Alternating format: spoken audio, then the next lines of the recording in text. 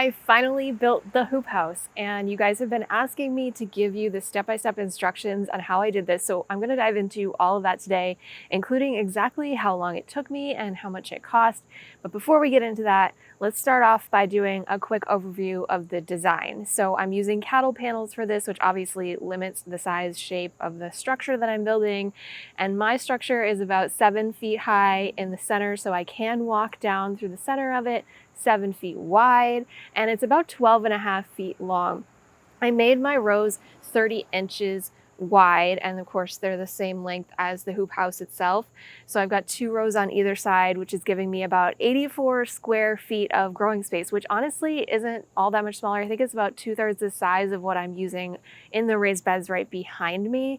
And I've got a row down the center that's wood chips. That's just a 24-inch walking path. To prep the area, it was grass at first, so I did lay down some tarps for about 2 weeks to use the heat of the sun to kind of kill off that root system, and I dug up as much of it as possible. I didn't want to till or anything, so I just everything by hand so that I didn't damage that microbiome in the soil. And we have really great soil here. This is old farmland. It's still farmland behind me, so we don't generally need to do a heck of a lot of amending, but because I wanted to have the best chance of success and I won't really have a second chance to do a planting if things don't work out, I did just amend with a little bit of compost in those rows.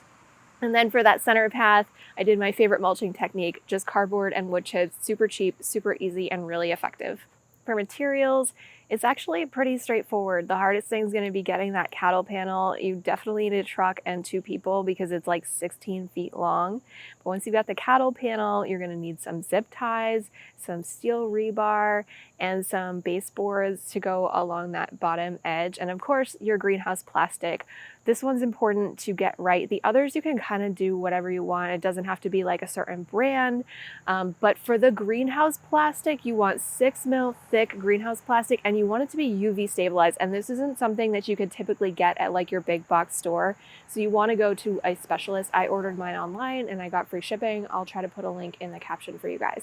You're also going to need one of those adhesive zippers that painters use when they're hanging like sheet plastic to paint a room. And then if you're on a budget, you could kind of ignore these recommendations. But I also added a thermometer so that I could keep track of the temperature of the greenhouse while I'm inside. And of course, some string lights because I want to make this space a really cozy sanctuary. So let's get into the step-by-step of how I actually built this. So of course you're going to need to prep the area first. And of course, if you've got grass, you're going to need to solarify that. You can till, I don't recommend it.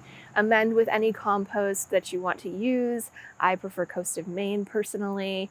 And then I've got these 4 stakes in each of the corners of the site that I selected. I actually ran some yellow yarn that I had lying around from those 4 corners along the long edges to give me a straight line to work off of when I hammered in my rebar.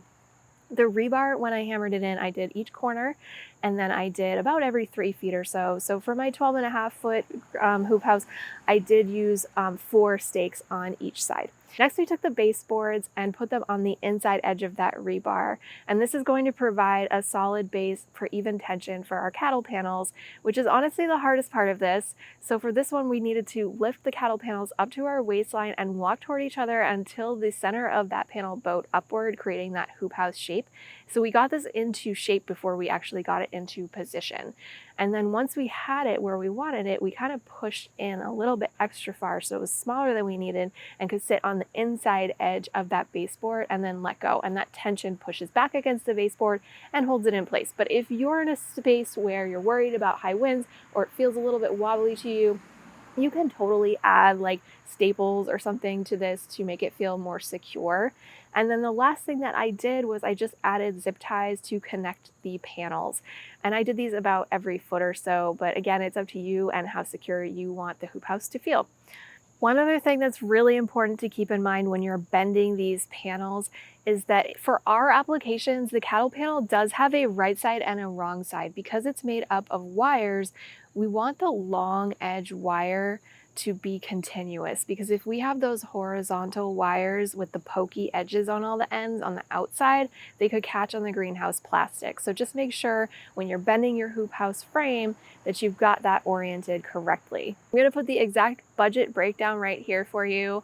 But you could definitely do this for anywhere between $300 and $500, probably even less if you already had some of the supplies on hand, or you were willing to cut out a couple of things, like you really didn't need the string lights or the thermometer, things like that. And then for exactly how long it took, so it was only the two of us, me and my mom helped me, but it probably only took us about like 2 hours. And a lot of that was just because we couldn't figure out the best way to lift up the cattle panels and bend them. So we kept kind of like trying different maneuvers, but you won't have that problem because you watched this video, so it'll be super easy for you.